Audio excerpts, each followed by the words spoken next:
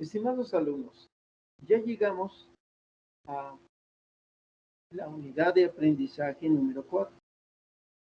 Lo que veremos ahora es muy importante.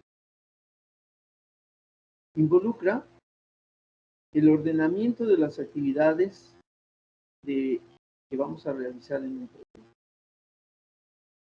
El hecho de elaborar un plan no quiere decir que no pueda haber correcciones e incluso adiciones o supresiones de algunas de las actividades, ya sea por restricciones internas o externas.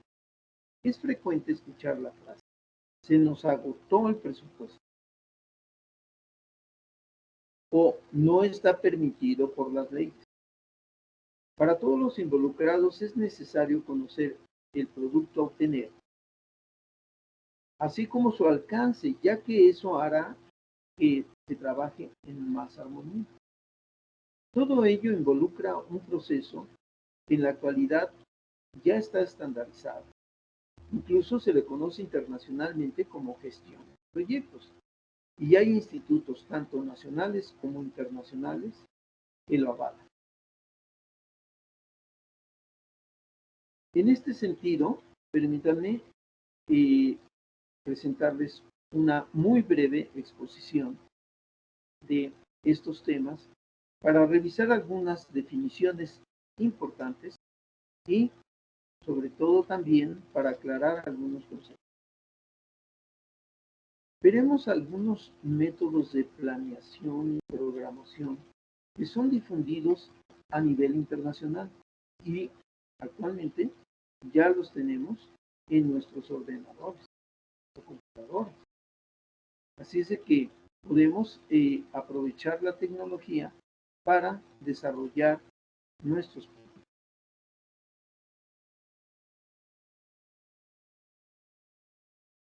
Primero que nada, pues vamos a repasar algunas definiciones y aclarar algunos.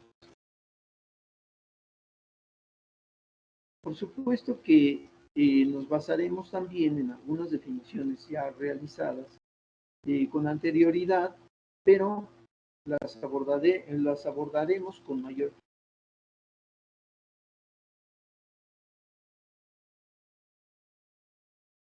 Bien, decíamos que en la clase anterior ya habíamos identificado que era un plan de proyectos y que este integra varios documentos en los que se indican los procesos que se llevarán a cabo y que sirven como referencia para obtener el objetivo que persiguen. Pero en esta sesión se trata de precisar cuál es ese alcance y cuáles son esos documentos que hay que entregar. Justamente se le llaman entregables de un proyecto. Los entregables de un proyecto pueden ser documentos, esquemas, maquetas, cálculos, permisos, licencias, todos los requerimientos para la realización de un proyecto. Hablemos por la experiencia de construir. Para hacer una vivienda, pues se requiere primero que nada un documento que avale que soy propietario del terreno en donde se va a elaborar la vivienda. Y si yo no lo soy, pues que tenga yo la autorización para la realización de ese paradigma. Y una serie de requisitos internos, como son la identificación de los lotes por los números oficiales, que haya los tres elementos fundamentales: energía eléctrica, drenaje y agua potable, etc. Todo eso se resume en un solo documento que es uno de los entregables.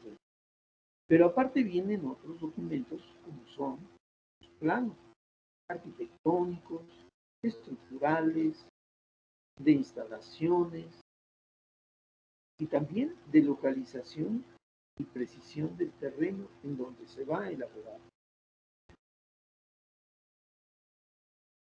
Adicionalmente, hay una memoria de cálculo estructural con las medidas de seguridad que se van a adoptar para que precisamente la construcción sea viable y segura. Entonces, estamos viendo que los entregables no solamente son unos documentos informales, sino que tienen que tener toda la formalidad que implica la realización de un proyecto. Y aunque no fuera muy complicado, el proyecto requiere de algunos entregables. Por supuesto que en el caso de la construcción, todo eso también se podría resumir entre las licencias y otros documentos adicionales que formarían un paquete de entregables. Pero adicionalmente puede haber maquetas y propuestas.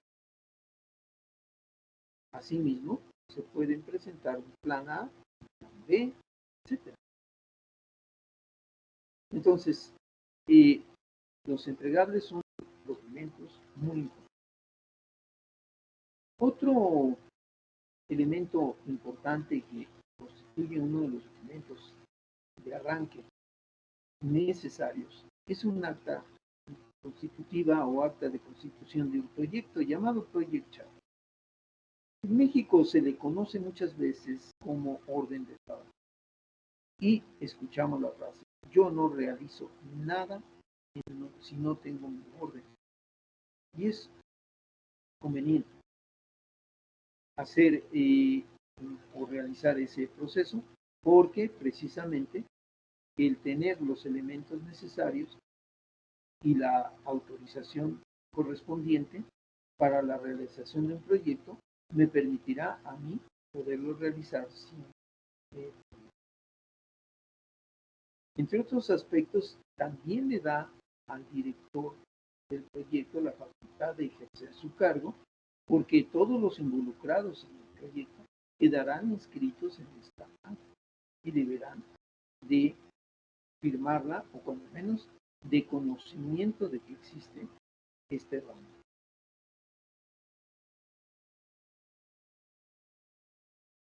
En el alcance del proyecto es muy importante tomar en cuenta las diversas opiniones.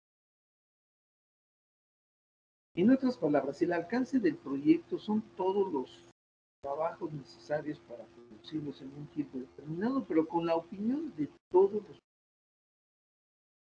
En muchas ocasiones dejamos de tomar en cuenta la opinión de alguno de los elementos que elaboraron el proyecto y quizá eso nos vaya a hacer falta posteriormente para cerrar nuestro. En sí, ¿qué es la gestión del alcance? Pensemos en otro sinónimo de la administración del alcance. La gestión o administración del alcance de un proyecto consiste en la determinación, definición, validación y control de todas las actividades incluidas en el plan de trabajo. En otras palabras, la gestión de un proyecto incluye todos los procesos necesarios para garantizar la conclusión de un proyecto exitosamente en un tiempo determinado. Entonces ya estamos reconociendo dos elementos importantes. Alcance, que sería como cantidad, como el volumen y el tiempo. Pensemos entonces, yéndome un poco al área de la experiencia, que no es lo mismo construir 100 casas que construir 1000. El alcance es completamente distinto. Quizás los procedimientos sean similares, pero ya cuando hablamos de muchas casas, seguramente tendremos que utilizar maquinaria. Bueno, ¿cuál es el impacto por los cambios de clima? Volvemos a remitirnos a una conclusión.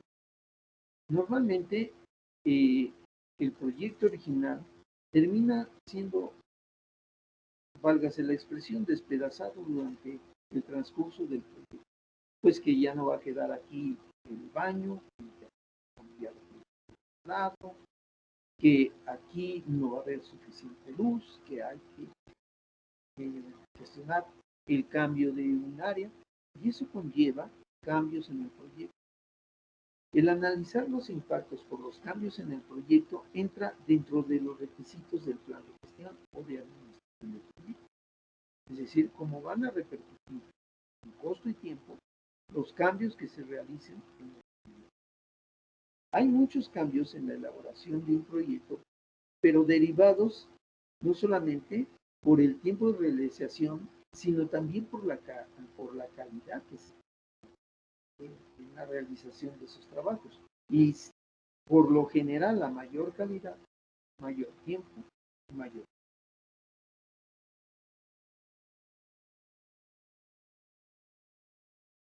Ahora sí nos vamos a un aspecto que se ha descuidado en lo general en los proyectos y que, como ustedes pudieron apreciar en la plataforma, es importante recalcar sus características del producto.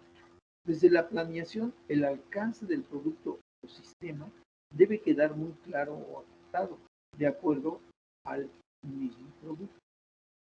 Por eso es conveniente hacer una descripción detallada y precisa de las características que deberá de tener. Por ejemplo, hablando de la experiencia, cuando se diseñaron los primeros sistemas de comunicación inalámbrica, pues venían únicamente la voz, pero no venían los datos.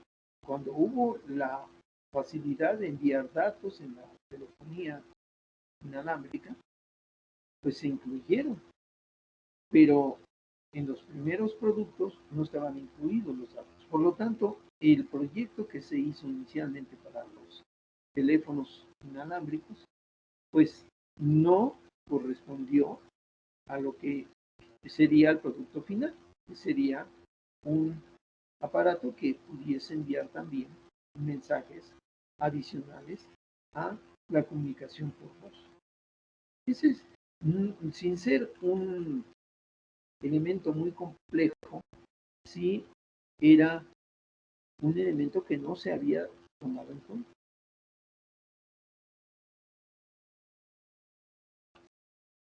Bien, no hubiera sido posible realizar tantos proyectos modernos de los que compartimos prácticamente la mayor parte de los seres humanos si no hubiese habido un procedimiento ágil para la planeación de proyectos que a veces resultaban un poco complicados por la cantidad de actividades que incluía y los tiempos que había que recorrer.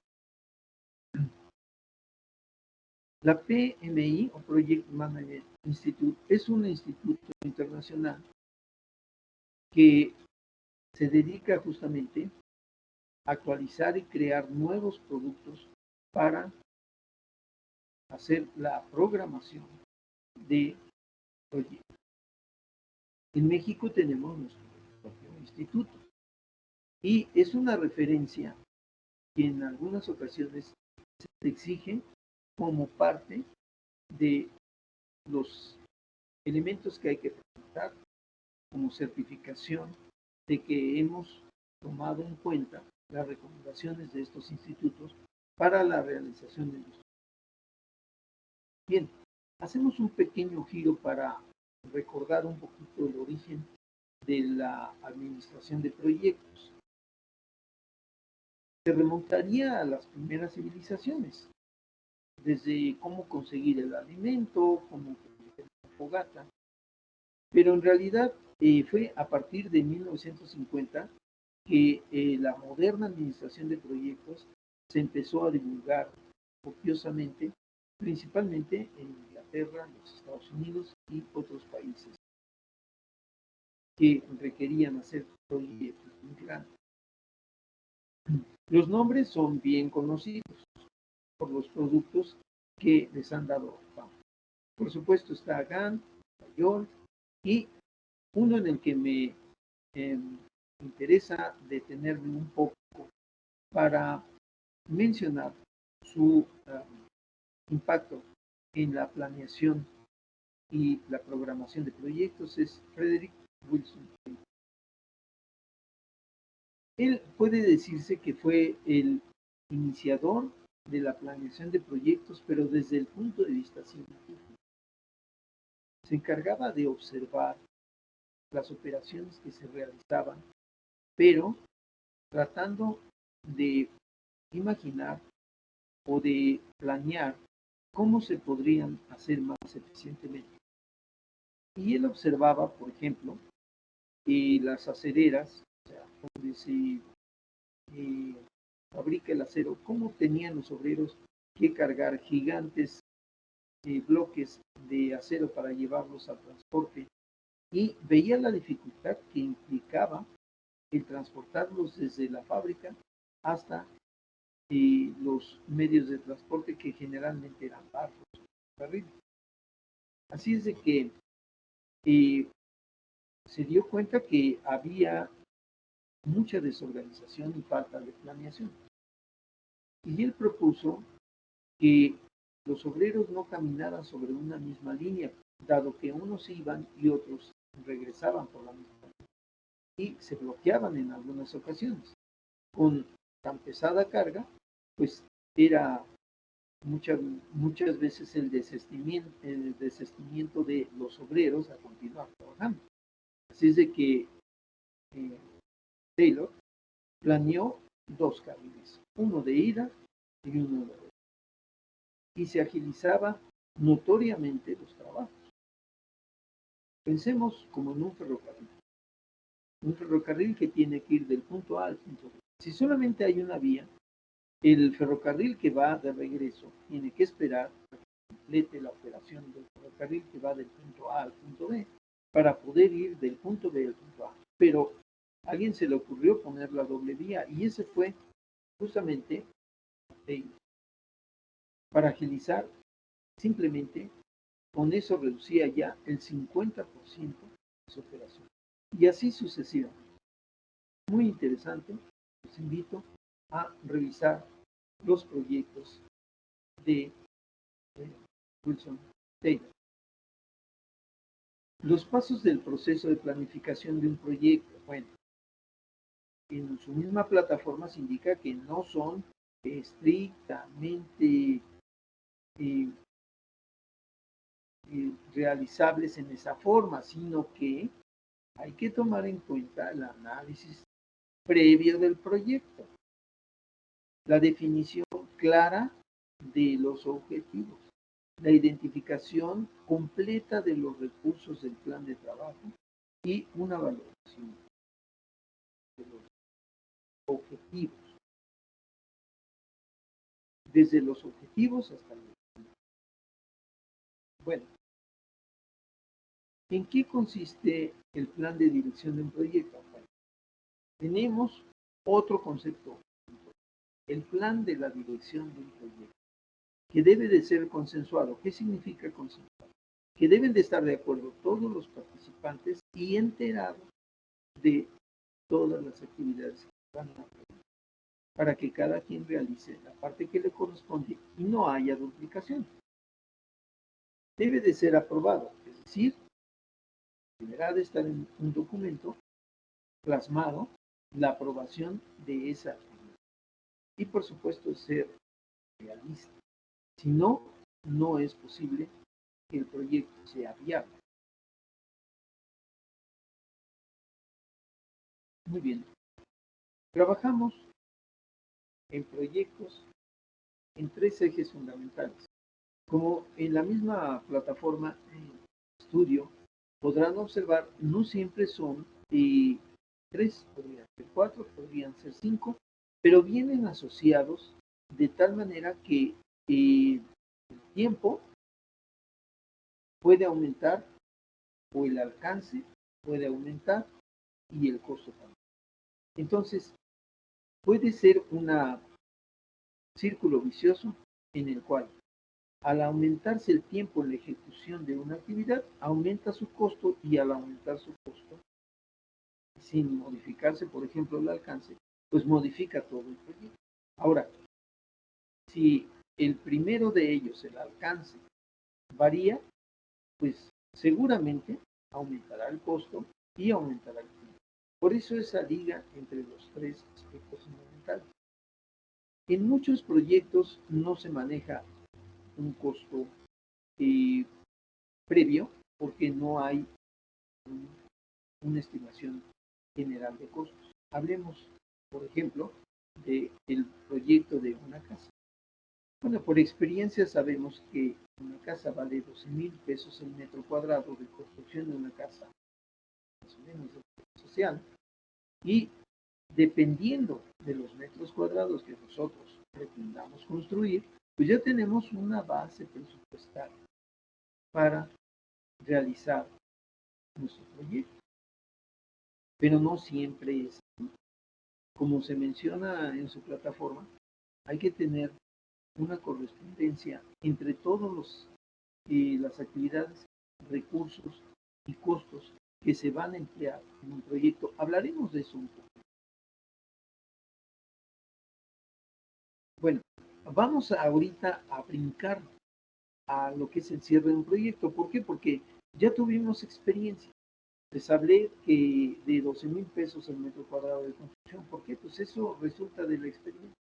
Entonces, ¿qué nos otorga el cierre de un proyecto? Bueno, pues nos da lecciones aprendidas, parámetros comparables. Así es de que no quiere decir que todos los proyectos sean iguales, pero hay proyectos similares. Entonces podríamos aprovechar las experiencias anteriores para utilizarlos para proyectos. Bien, no podemos cerrar esta sesión sin mencionar algunos aspectos muy importantes. En el proceso de planeación del proyecto debe de precisarse entonces cuáles son, en primer lugar, los alcances de la gestión de ese proyecto. Incluye todos los requisitos necesarios para ese proyecto. Veíamos entregables, veíamos también todos los alcances particulares del proyecto en general para poder obtener el objetivo final. Desde luego que tendrá que tener una estructura y una validación. La estructura sería, por ejemplo, el ordenamiento de las actividades en forma cronológica y una validación por todos los integrantes del proyecto de las actividades que se van a hacer. Y por supuesto, el control de la planeación del proyecto. Es decir, vamos a dejar una columna libre para que veamos conforme avanza el proyecto cuáles son las diferencias contra los planes. Para ello se utilizan también los tres líneas bases del proyecto, que son el alcance o volumen, el tiempo y, por supuesto, el costo. Y tenemos que tener muy bien elaborados los alcances, los tiempos y los proyectos y interrelacionados para que en caso de que haya una modificación, que siempre la hay en los proyectos, puedan, sobre todo, relacionarse, interrelacionarse y obtener nuestro costo final. Pues los invito a una próxima sesión en la que continuaremos viendo las diferentes técnicas de planeación y programación de un proyecto y cómo se gestiona, cómo se realiza, quiénes son los encargados. Por ahora no me resta más que agradecerles su presencia y esperarlos para una próxima. Muchas gracias y nos vemos en una próxima.